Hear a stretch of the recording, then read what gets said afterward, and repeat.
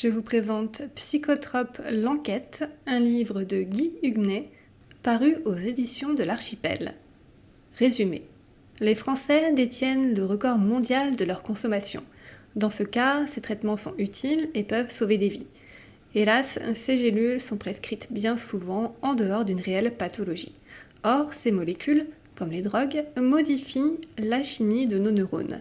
Guy Huguenet a mené l'enquête et exploré le lien entre ces médicaments et les modifications du comportement, entre parenthèses, confusion mentale, désinhibition, mais également les altérations du cerveau, entre parenthèses, troubles de la mémoire, lésions, et les accidents de toutes sortes, notamment les chutes des personnes âgées. Guy Huguenet a mené l'enquête et exploré le lien entre ces médicaments et les modifications du comportement, les altérations du cerveau, les accidents de toutes sortes, jusqu'aux actes de violence qui font souvent la une des médias.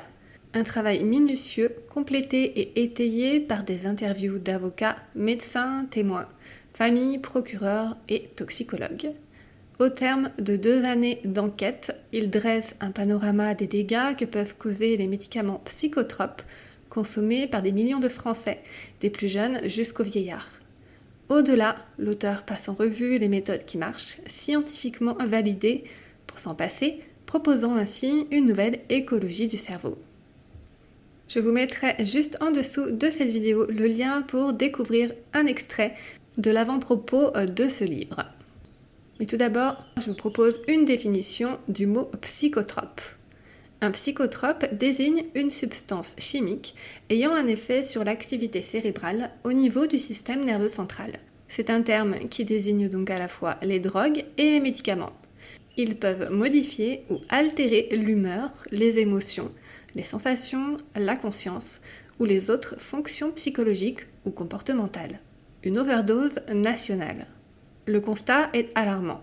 En France, des centaines de millions de boîtes de psychotropes sont vendues chaque année. Si l'utilité de ces médicaments n'est pas remise en cause dans quelques situations, leur prescription soulève en revanche quelques questions.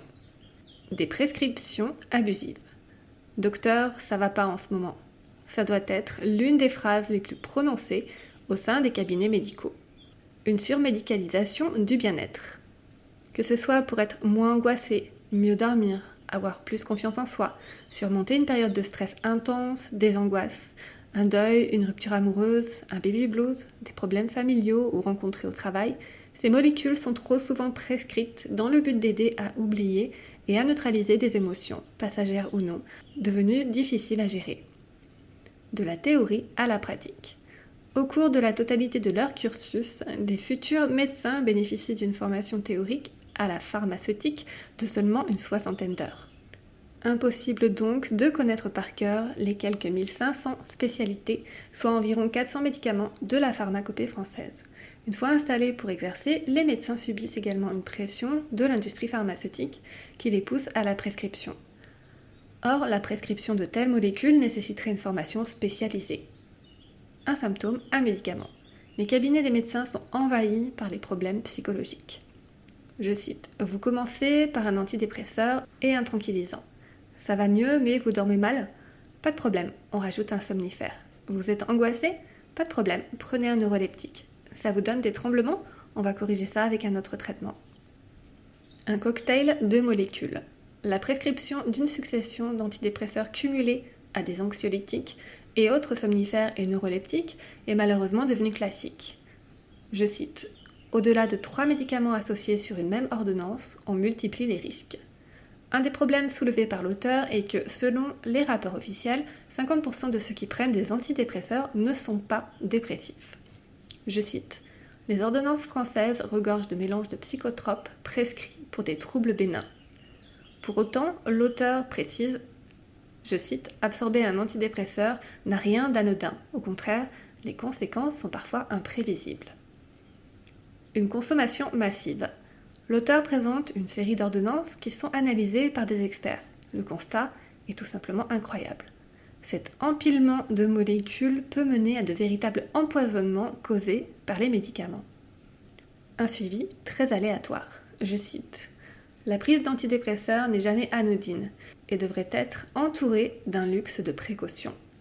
À savoir, Un arrêté du 7 octobre 1991 recommande aux praticiens de limiter la durée de prescription des somnifères à 4 semaines et celle des anxiolytiques à 12 semaines.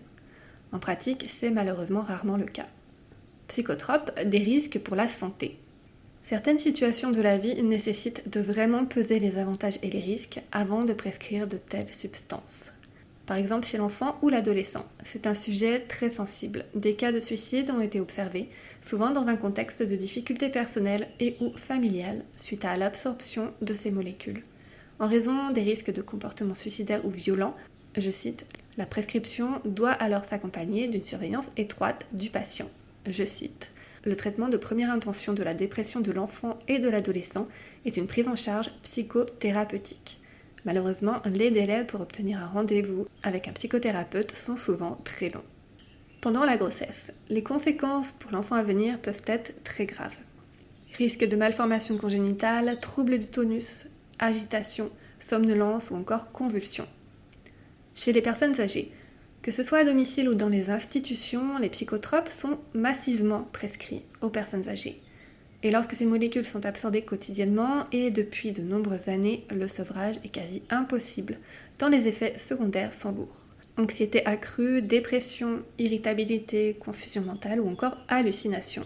Tant et si bien que l'on préfère continuer leur administration. Je cite, « Ces camisoles chimiques faciles et discrètes sont très efficaces pour avoir la paix », dira une infirmière. En parallèle, de fortes présomptions portent sur les benzodiazépines qui, utilisées sur des périodes prolongées, c'est-à-dire supérieures à plusieurs semaines, altéreraient l'activité cérébrale. De là à faire un lien avec l'apparition de la maladie d'Alzheimer, il n'y a qu'un pas. Je cite, « D'un côté, on prescrit en masse des médicaments qui favorisent son apparition. De l'autre, on dépense un argent fou pour lutter contre la maladie d'Alzheimer. On marche sur la tête. » En cas d'alcoolisme, le cocktail avec des antidépresseurs peut s'avérer explosif et créer une véritable bombe à retardement dans le cerveau. Erreur de diagnostic. En France, la majorité des psychotropes sont prescrits par des médecins généralistes. Le souci est qu'ils n'ont pas la formation ni le temps, en quelques minutes, d'établir un diagnostic précis et qui plus est difficile à réaliser avec certains patients. Souffre-t-il de mal-être? Est-ce une dépression? Le mot dépression est utilisé à tort et à travers en France, d'où la surprescription anarchique d'antidépresseurs. Des millions de gélules sont absorbées par des personnes qui ne sont pas dépressives au sens médical du terme. Des erreurs de diagnostic aux conséquences dangereuses, car la prise de ces médicaments sans nécessité entraîne une augmentation artificielle du taux de sérotonine dans le cerveau. Avec des risques pour la santé et des effets secondaires avérés et très aléatoires, chacun réagissant différemment à ces molécules. Mensonges sur ordonnance. Je vous propose un extrait d'une interview de Guy Huguenet donnée au Nouvel Observateur en octobre 2012. Je cite, « Pourquoi les antidépresseurs sont-ils autant prescrits par les médecins? Tout ce que les généralistes savent du médicament, c'est ce que leur présentent les laboratoires. L'objectif étant de les convaincre de la nécessité de prescrire ces médicaments pour qu'à leur tour, ils puissent en convaincre les patients. En matière de prescription de psychotropes, la croyance est fondamentale. » Effet indésirable, des conséquences dévastatrices. Surprescrits et la plupart du temps délivrés par des généralistes, ces médicaments de l'âme peuvent avoir des effets dévastateurs.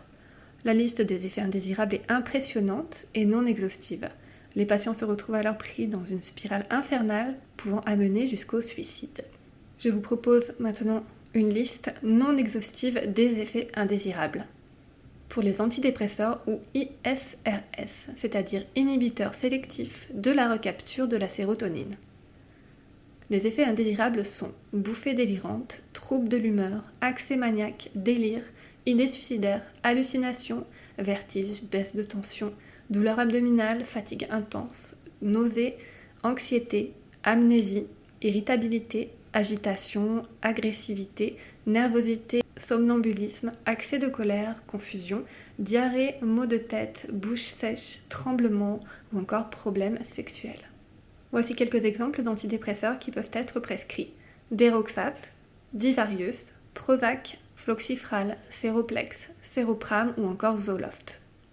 En ce qui concerne les anxiolytiques et les somnifères, voyons les effets indésirables. Baisse de vigilance, fatigue, sensation de faiblesse, vertige, confusion, hallucination, sécheresse buccale, insomnie, nervosité, hyperexcitabilité ou encore manie. Voici quelques exemples d'anxiolytiques, encore appelés benzodiazépines. Hypnovel, Lexomil, Lysanxia, Nordaz, Rivotril, Seresta, Temesta, Tranxène, Valium ou encore Xanax.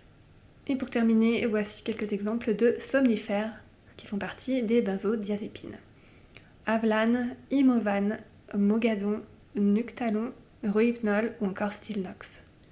Le bout du tunnel. Pourtant, des solutions existent pour éviter de recourir à la chimie. Nous allons les voir ensemble. Tout d'abord, une alimentation saine et équilibrée. Les sucres lents stimulent la sécrétion d'insuline. Durant ce processus, le tryptophane est mieux absorbé par le système nerveux. Les acides gras essentiels, que le corps ne peut pas fabriquer tout seul, doivent être apportés par l'alimentation. Or, on sait qu'ils sont indispensables au bon fonctionnement du système nerveux. Il est donc important d'assurer un bon apport en oméga 3 pour favoriser les transmissions nerveuses. La pratique de la marche est le meilleur antidépresseur naturel connu. Ses vertus sur le cœur, les muscles et d'autres organes ne sont plus à démontrer. Pratiquer une activité physique quelle qu'elle soit, du yoga, de la course, de la marche, du cyclisme ou encore de la natation, provoque un afflux sanguin qui nourrit le cerveau en oxygène et autres nutriments. Je cite, « Cela favorise également la synthèse de la sérotonine, neurotransmetteur dans l'humeur, et augmente le taux de dopamine dans le cerveau, d'où un effet euphorisant. L'idéal serait de pratiquer la marche pendant environ 40 minutes, 3 fois par semaine. » Il y a aussi la méditation. Le stress est le fléau du siècle. Ses conséquences négatives sur la santé sont multiples. Des exercices de respiration basés sur la cohérence cardiaque visent à apprivoiser l'activité cardiaque, qui devient chaotique lorsque des états de stress se font sentir. Et pour finir, il y a la relaxation musculaire. Le yoga est efficace en tant que technique corporelle visant à soulager les troubles anxieux. Sa pratique a un impact positif sur le stress et entraîne une amélioration du sommeil. Les tensions corporelles sont également soulagées par des techniques de lâcher prise. Merci beaucoup d'avoir écouté jusqu'au bout, j'espère que ça vous a plu. Si c'est un sujet qui vous intéresse et que vous souhaitez aller plus loin, je vous mettrai juste en dessous de cette vidéo le lien pour découvrir le livre de Guy Huguenet, Psychotrope, l'enquête, la face cachée des antidépresseurs, tranquillisants, somnifères, neuroleptiques.